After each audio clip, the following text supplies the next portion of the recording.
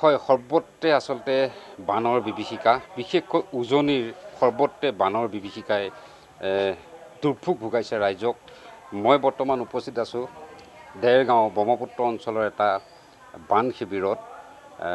ক'ব লাগিব বিগত 20 দিনে প্ৰায় 15-20 দিনে এই বান শিবিৰত আচলতে প্ৰায় 10টাকৈ পৰিয়াল দুৰ্বিষহ জীৱন কটাই আছে।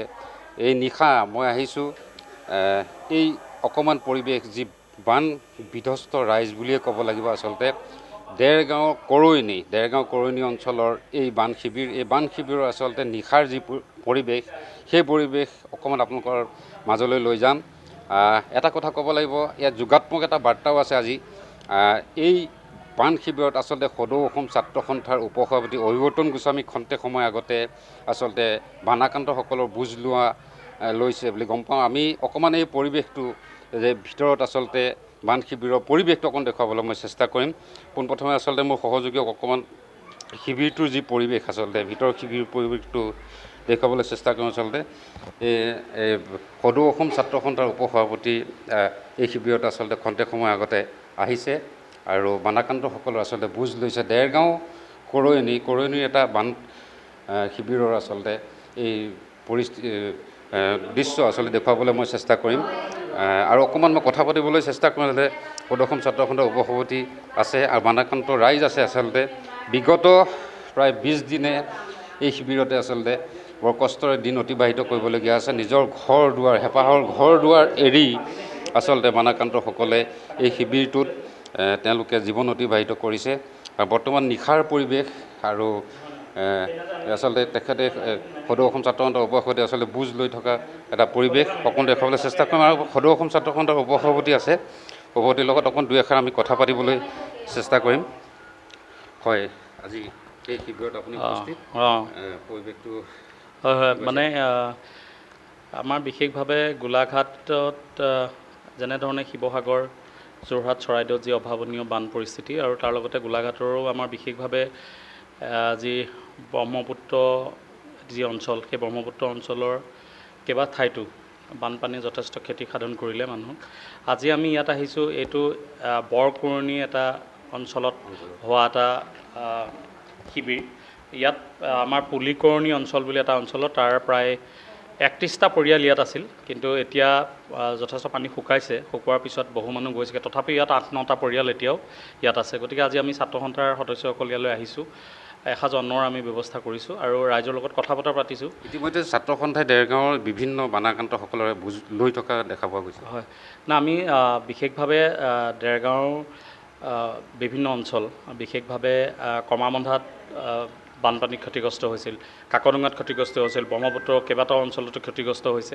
প্ৰতিটো ঠাইতে আমি ছাত্ৰ সন্থাই যি আমাৰ সাধ্য অনুযায়ী, ছাত্ৰ সন্থাৰ সাধ্য অনুযায়ী আমি সহায় কৰিবৰ কাৰণে চেষ্টা কৰিছোঁ আৰু এষাৰ মাত দিবৰ কাৰণে চেষ্টা কৰিছোঁ। গতিকে আমি ছাত্ৰ সন্থাৰ সদস্যসকল, আমি জিলা ছাত্ৰ সন্থাৰ বিষয়ববীয়াসকল, দেৰগাঁও আঞ্চলিক ছাত্ৰ সন্থাৰ বিষয়ববীয়াসকল, কাকডোঙা আঞ্চলিক, ব্ৰহ্মপুত্ৰ আঞ্চলিক, কমাৰবন্ধা আঞ্চলিক ছাত্ৰ সন্থা, সকলো ছাত্ৰ সন্থাৰ কৰ্মকৰ্তাসকলে কাম কাজ কৰি আছে। গতিকে মূলতঃ কথা এটাই যে আমি ৰাইজৰ লগত কথা পাতি এটা কথা গম পাইছোঁ যে যি সাহাৰ্য দিয়া হৈছে, সাহাৰ্য অলপ বৃদ্ধি কৰিব লাগে। কাৰণ বিশেষভাৱে আমাৰ এইবিলাক ব্ৰহ্মপুত্ৰ যি অঞ্চল, এই ব্ৰহ্মপুত্ৰ অঞ্চলটো এটা খেতিপ্ৰধান অঞ্চল আৰু এই খেতিপ্ৰধান অঞ্চলটোত মূলতঃ খেতি কৰিয়ে ৰাইজে জীৱন নিৰ্বাহ কৰে। গতিকে তেনে পৰিস্থিতিত খেতি সম্পূৰ্ণৰূপে নষ্ট হৈ গৈছে বানপানীৰ ফলত আৰু বিশেষভাৱে গৰু ম'হৰ গোটেই একেবাৰে নষ্ট হৈছে।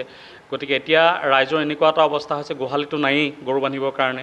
গতিকে ৰাইজে মানে ত্ৰিপাল এখন পালেও ৰাইজৰ কাৰণে বহুত যথেষ্ট হৈ পৰে। গতিকে এনেকুৱা এটা পৰিস্থিতিৰ মাজত ৰাইজে জীৱন নিৰ্বাহ কৰা হৈছে। গতিকে আমি প্ৰশাসনক এইটোৱে অনুৰোধ জনাম যাতে অতি সোনকালে ৰাইজৰ যি সমস্যা আছে, সমস্যা সমাধান কৰিবৰ কাৰণে যি সহায় কৰিব লাগে, যেনেধৰণৰ কাম কৰিব লাগে সেই কাম চৰকাৰে কৰিব লাগে। আৰু বিশেষভাৱে এই অঞ্চলৰ ৰাইজ যিহেতু খেতিপ্ৰধান এটা অঞ্চল, খেতি কৰি জীৱন নিৰ্বাহ কৰে। গতিকে খেতি কেনেধৰণে ইয়াৰ পাছত তেতিয়া কেনেধৰণে কৰিব পাৰিব, তাত কেনেধৰণে সহায় কৰিব পাৰি, সেই কথাবিলাকৰ ওপৰত বিভাগীয় কৰ্তৃপক্ষই গুৰুত্ব দিব লাগে। আৰু বিশেষভাৱে এই যি গৰু আছে, ম'হ আছে, ৰাইজে গৰু ম'হ পুহি খেতি কৰি তেওঁলোকে পৰিয়াল পোহপাল দিয়ে। গতিকে এই বিষয়টোৰ ক্ষেত্ৰতো বিশেষভাৱে ব্যৱস্থা গ্ৰহণ কৰিব লাগে বুলি আমি দাবী উত্থাপন কৰিছোঁ।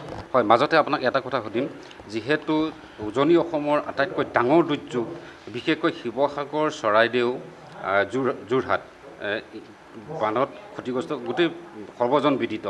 আচ্ছা, এই বানৰ যি দুৰ্যোগ, সেই দুৰ্যোগ ৰাষ্ট্ৰীয় দুৰ্যোগ হিচাপে আচলতে ঘোষণা কৰাৰ কথা যি চলি আছে, ইতিমধ্যে প্ৰচাৰ মাধ্যমত হৈ আছে, এই ক্ষেত্ৰত আপোনাৰ অনুভৱ কি?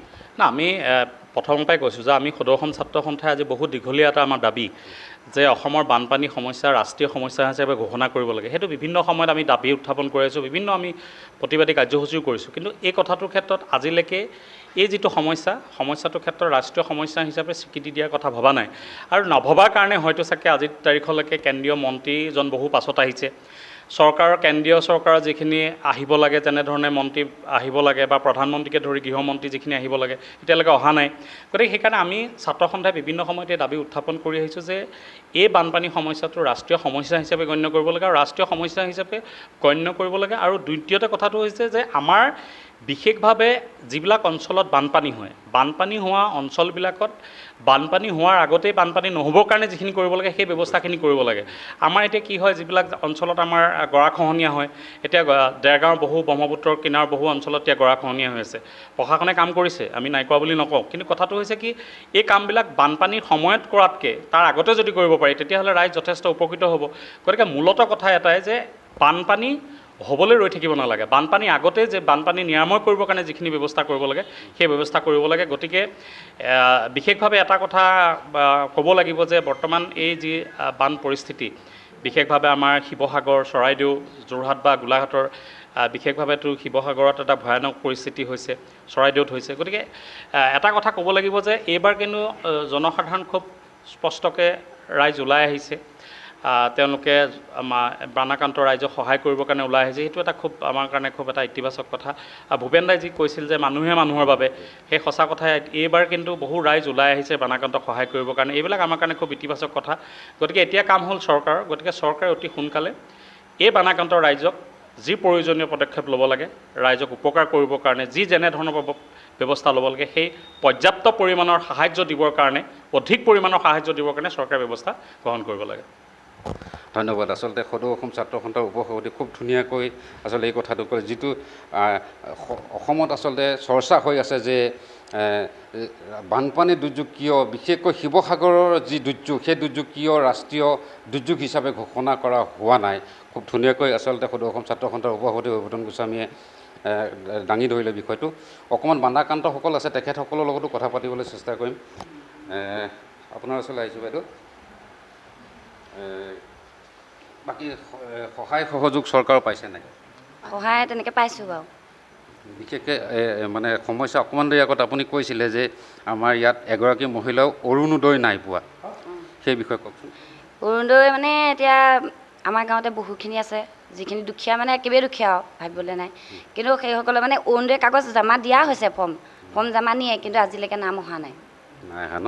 এগৰাকী মহিলাও ইয়াত মানে ইয়াত আমাৰ মায়ে পাইছে বাৰু। এই শিবিৰত থকা এগৰাকী মহিলাও কেইগৰাকীমান আছে মানে, কিন্তু চবৰে নহয়, ভালেমান দুখীয়া মানুহ আছে, পোৱা নাই। কিন্তু ঘৰো সেয়া জিঅ'টেক কৰিছোঁ, জিঅ'টেক নহ'লে কেঞ্চেল মাৰিছে বুলি কৈছে। যিকেইঘৰ মানে কেঞ্চেল মাৰিছে বুলি কৈছে তেহেঁতৰ অৱস্থা একেবাৰে বেয়া। কিমান দিনৰ পৰা আপোনালোক ইয়াত আছে? ইয়াত এতিয়া হ'ল ভালেমান দিনেই হ'ল বাৰু, 15 দিনমান হৈছে। হয়, কওকচোন। হয়, আচলতে আজি প্ৰায় 15 দিনৰ পৰা, বিগত 15 দিনৰ পৰা তেওঁলোকে ঘৰ দুৱাৰ নিজৰ হেঁপাহৰ ঘৰখন এৰি আচলতে এই শিবিৰতে দিন কটাবলগীয়া হৈছে। খুব আচলতে এটা দুখ লগা পৰিৱেশ বুলি ক'ব লাগিব, খুব দুখ লগা এটা পৰিৱেশ। আৰু এই শিবিৰত আজি প্ৰায় 10-12টাকৈ পৰিয়াল আচলতে 15 দিনে এই শিবিৰতে কটাবলগীয়া হৈছে। নিশাৰ পৰিৱেশ আচলতে এই নিশা প্ৰায় 8টামান বাজিছে। এনে সময়ত আচলতে সদৌ অসম ছাত্ৰ সন্থাৰ উপসভাপতি বুজ ল'বলৈ আহিছে, আৰু লগে ভাগে এসাঁজ আচলতে খাদ্যৰো যোগান কৰিছে। মই এই পৰিৱেশ দেখুৱালোঁ। দেৰগাঁৱৰ পৰা সীমান্ত বৰুৱা, এনি ভাৰত 24।